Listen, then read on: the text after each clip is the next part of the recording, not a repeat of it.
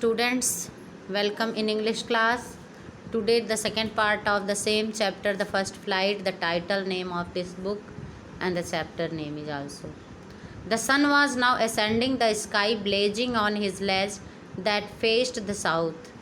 Means it's become morning and sunshine growing dark means much more shiner, brighter than that. He felt the heat because he had not eaten since the previous nightfall, and the seagull absorbed heat much more because he was hungry and not eaten previous night.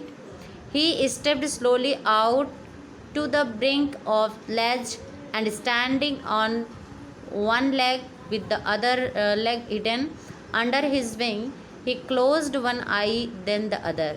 Means narrator here want to express about the condition of that seagull, means become so miserable due to hungerness and was unable to fly, but want to some effort, he was doing some effort for the flight but unable to do.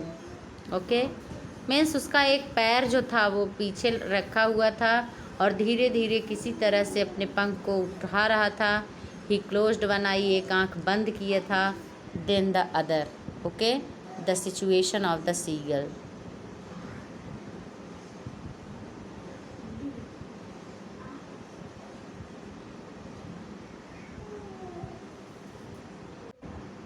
Close the one eye and pretend to be falling asleep. ऐसे बहाना बना रहा है कि जैसे सो रहा है. Still they took notice of him, nobody was notice him. He saw his two brothers and his sister lying on the plateau dozing with their heads sunk into their next.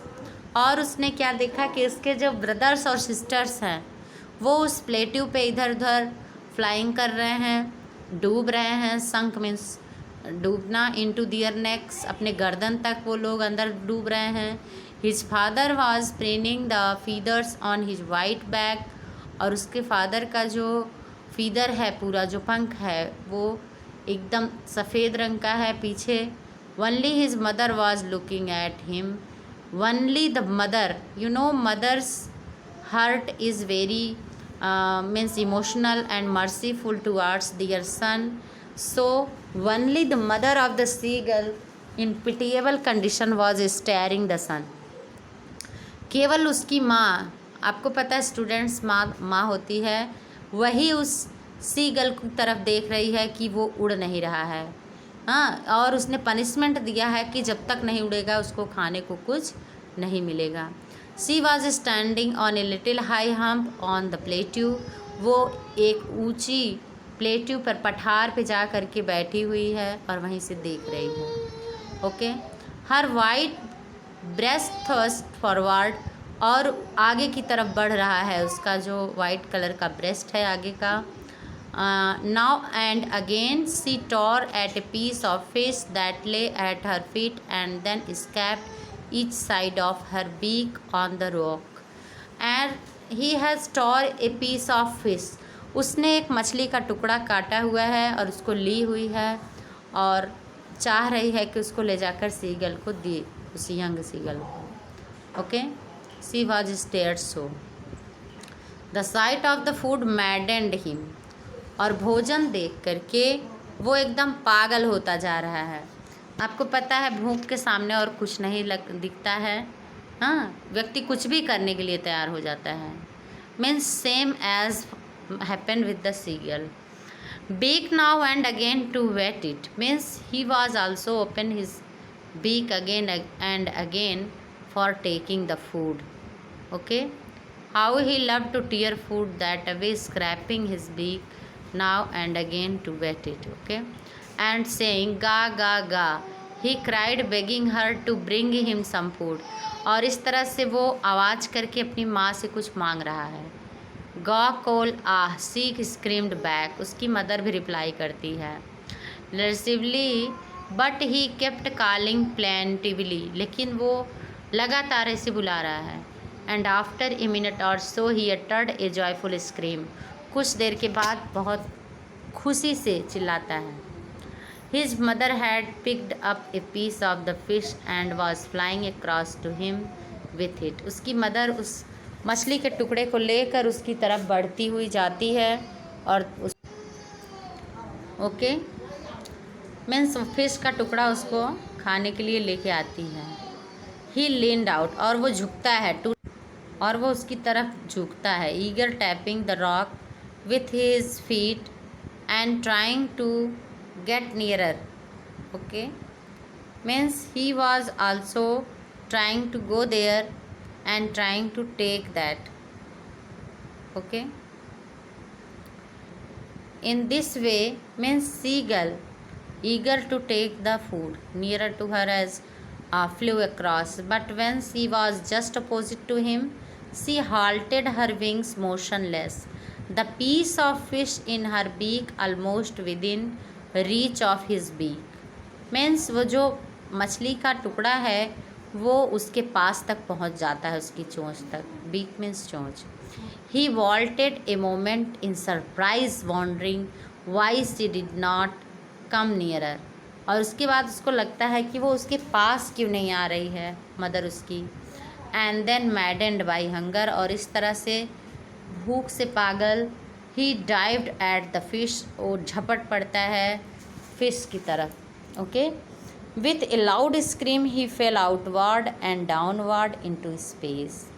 इस तरह से जब वो झपटता है तो नीचे की तरफ गिर पड़ता है। Means he was coming for taking the fish, the piece of fish, the food. In this way means due to hungerness try to fly. Okay, then